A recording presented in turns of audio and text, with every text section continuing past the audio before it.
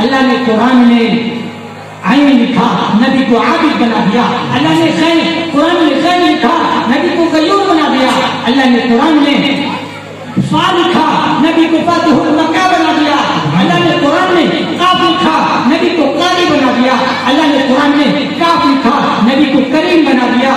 اللہ نے قرآن میں لام لکھا، نبی کو لعیب بنا دیا.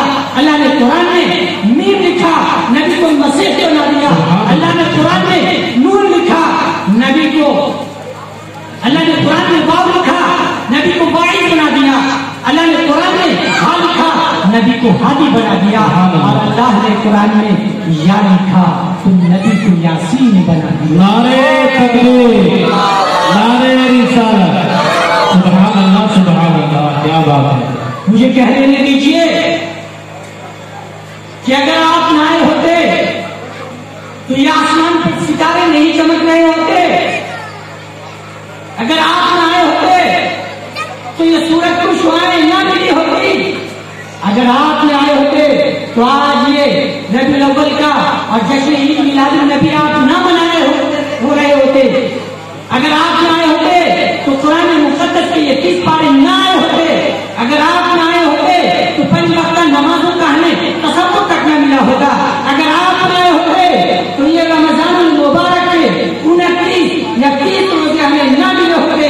اور مجھے کہنے دیجیے کہ اگر آپ نہ آئے ہوتے تو رب کا پتہ بھی نہ ملا ہوتا. تیرے بوجھوں پہ سلام ہو کہ وقار قہر مٹا دیا. تیرے جھونپڑوں پہ درود ہو کہ زمین کو بھی عرش بنا دیا. تیرے فکر و خاطے نے حل کیے ہیں معاشیات کے مسئلے. تیری غریبی نے ہم غریبوں کو جینا سکھا دیا. سبحان اللہ.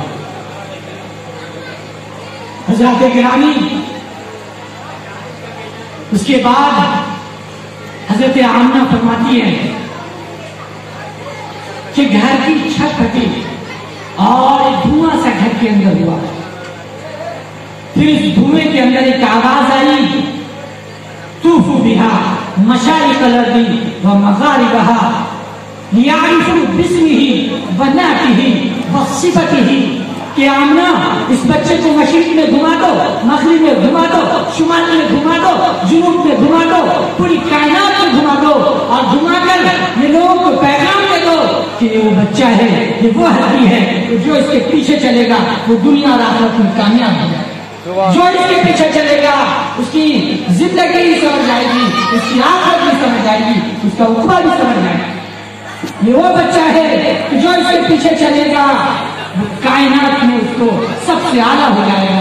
کائنات میں وہ انسانوں میں افضل ہو جائے گا. پھر اس کے بعد حضرت عبد المطلب وہ تشریف لاتے ہیں. آپ کو جیسے خبر لگی آپ تشریف لاتے ہیں. اس کے بعد آپ نے بچے کو گود لیا اور کہا آمنہ اس بچوں کو میں خانہ کعبہ کا گھما کر لاتا ہوں، بیت اللہ کی برکت حاصل کر کے اسے لاتا ہوں.